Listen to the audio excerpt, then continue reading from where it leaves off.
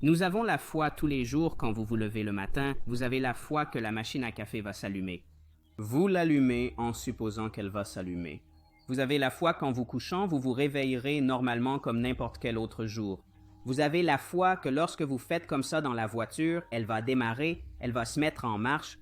Nous démontrons notre foi chaque jour, quotidiennement. Pourtant, parfois, nous avons plus de foi en un ascenseur quand nous appuyons sur ce bouton pour monter et descendre qu'en Dieu lui-même. Parfois, nous avons plus confiance en notre compte bancaire qu'en Dieu lui-même. Nous démontrons notre foi dans de nombreux aspects de la vie que nous considérons comme acquis, supposant qu'ils seront toujours présents. Vous ouvrez l'eau en pensant qu'elle va s'activer automatiquement. Nous tenons tellement de choses pour acquises. Tout ce que je dis, c'est qu'il faut vraiment vous assurer de prendre votre temps. Ne vous précipitez pas, c'est important. Assurez-vous de prendre suffisamment de votre temps juste pour dire « Dieu, merci pour toutes ces choses ». La chose même dans la vie dont vous vous plaignez en ce moment, demain pourrait être quelque chose que vous regarderez en arrière et direz « Mince, j'aimerais être de retour à cette époque ». La chose même dont vous vous plaignez aujourd'hui pourrait être demain quelque chose que vous désirez. Vous étiez au moins de retour à cette époque.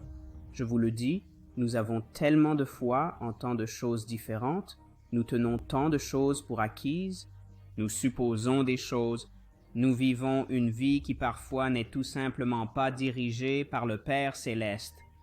Vous connaissez Proverbe 16.3. Il parle du fait que nous devons nous assurer que tout plan que nous avons, n'est-ce pas, tout plan que nous avons. Qu'est-ce qu'on doit faire, les gars? Vous devez les confier au Seigneur et vos plans seront établis. Remettez vos projets entre ses mains et il guidera votre chemin. Aujourd'hui, mon défi pour vous tous est que, comme nous avons foi en tout, vous avez foi que votre téléphone s'allumera et vous donnera le GPS pour vous guider.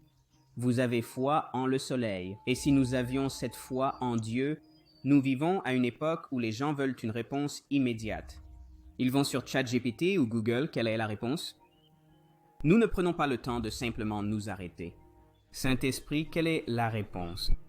Saint-Esprit, que penses-tu que je devrais faire? Saint-Esprit, avoir une conversation avec Dieu? C'est important. Important. Parce que les choses en lesquelles nous croyons aujourd'hui vont passer. Mais celui qui nous a sauvés, toi et moi, il sera là quand tout le monde te quittera. Il est le seul présent à votre naissance et celui qui sera là à votre mort. C'est Jésus-Christ. Il est venu dans ce monde tout nu. Et nous partons avec le salut. Alléluia. Méfions-nous d'avoir cette même foi en tant d'objets éphémères qui sont présents aujourd'hui et disparus demain.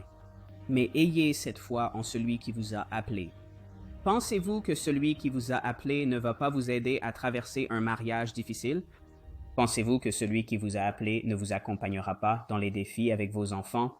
Pensez-vous que celui qui vous a appelé ne vous aidera pas à surmonter les défis de santé et du travail?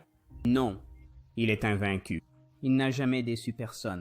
Pourquoi vous laisserait-il tomber en 2025? Il n'est pas le problème. Nous sommes le problème. Puissions-nous avoir cette paix qui surpasse toute compréhension, et cela ne se trouve qu'en Jésus. Cela ne se trouve qu'en Jésus. Souviens-toi, je t'aime. Je me soucie de toi et je désire vraiment, vraiment que tu passes une excellente semaine. Soyez encouragés. Que Dieu vous bénisse.